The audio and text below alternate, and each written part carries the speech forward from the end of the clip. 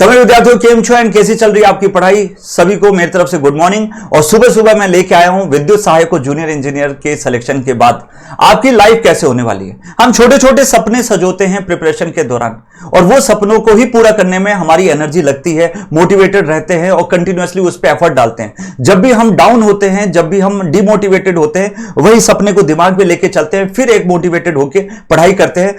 उसी के लिए ये आपका वीडियो आया है। आपको ये डेफिनेटली मोटिवेट करेगा, बूस्ट अप रखेगा पूरे एग्जामिनेशन के दौरान, पूरे प्रिपरेशन के दौरान। सो ये जरूर से देखिए और इसको लाइक और शेयर जरूर करिएगा। तो यदि हम स्टार्ट करें कि जेटको है क्या, तो Gujarat energy transmission corporation limited GETCO है, स्टेट ऑन यूटिलिटी है। DGVCL, MGVCL, UGVCL and PGVCL ये सभी उसी तरीके की कंपनीज हैं। यहां पे यदि हम बात करें तो इसकी जो सैलरी वाइज 2 साल का फिक्स्ड रिम्यूनरेशन दिया जाता है। फर्स्ट ईयर का जो है 48,100 का है एंड सेकेंड ईयर का जो प्रोवाइड किया जाता है 50,700।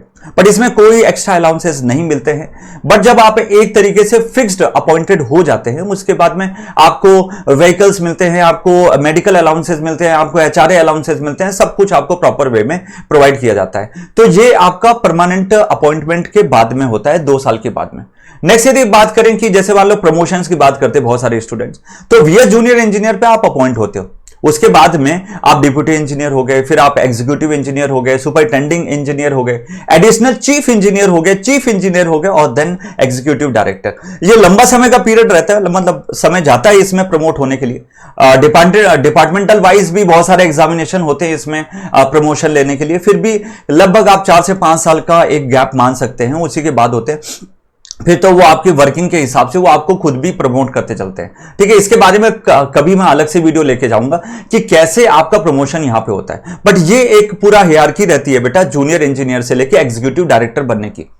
नेक्स्ट यदि हम बात करें कि जैसे आप सेलेक्ट हो जाते हो उसके बाद क्या होता है। सर सिलेक्शन के बाद पहले ही आपकी मुलाकात होती है, जो वहां पे आपका जो ट्रेनिंग पीरियड शुरू होता है, उसमें आपकी जो सीनियर अथॉरिटीज हैं, जो आपसे सीनियर है, जो ऑलरेडी पहले सेलेक्टेड है, जो ऑलरेडी वर्किंग में है, वो आपको पूरा गाइडेंस देते हैं कि बेटा ऐसे ऐसे काम करना है। जो आपने किताबों में पढ़ के रखा है पर उसका यहां पे प्रैक्टिकल यूज क्या होगा। आपने किताबों में ट्रांसमिशन से रिलेटेड पढ़ा है कि बेटा 220 kV समथिंग है, बट इसका है ना एक्चुअल किसी भी सब स्टेशन के अंदर कितनी इलेक्ट्रिसिटी आ रही है और किस तरीके से आगे हम ट्रांसमिट कर रहे हैं या डिस्ट्रीब्यूट कर रहे हैं, वो सब कुछ इसके अंदर बताया जाता है। और एक आपको जो ट्रेनिंग प्रॉपर होने के बाद एक परमानेंट पोजीशन आपको दे दी जाती है।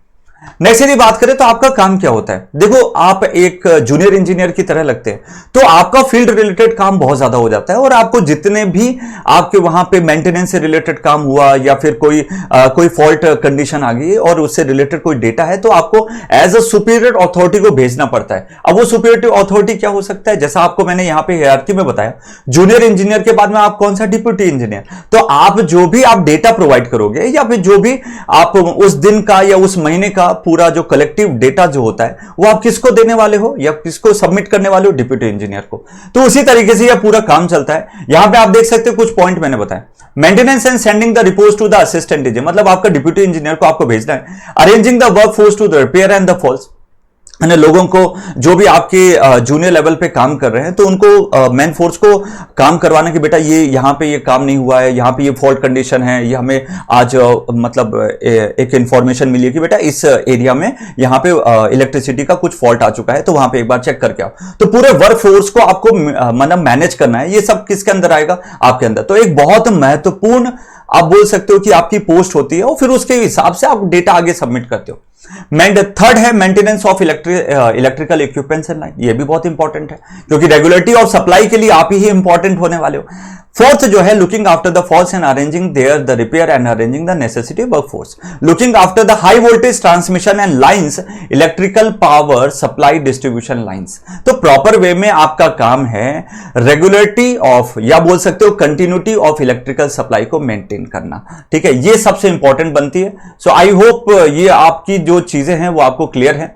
एंड बच्चे हमने एक मोस्ट अफोर्डेबल बैच लॉन्च किया था अभी, गेटको की प्रिपरेशन के लिए हमसे जरूर जुड़िए। हमारे जो कंटेंट है वो आपको डेफिनेटली वर्क करने वाले हैं इस एग्जाम को और इस आपके सपने को पूरा करने के लिए।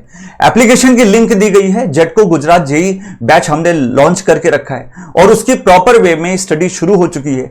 टेक्निकल एंड नॉन टेक्निकल बहुत ही अफोर्डेबल प्राइस के साथ प्रोवाइड किया जा रहा है। Please visit to our courses and definitely enroll in that. आपको हम गारंटी ले रहे हैं, हम इसकी जिम्मेदारी ले रहे हैं, आपको जूनियर इंजीनियर बना के छोड़ेंगे। So thank you so much, love you all, tata bye bye and जरूर शेयर करें बाकी बच्चों में।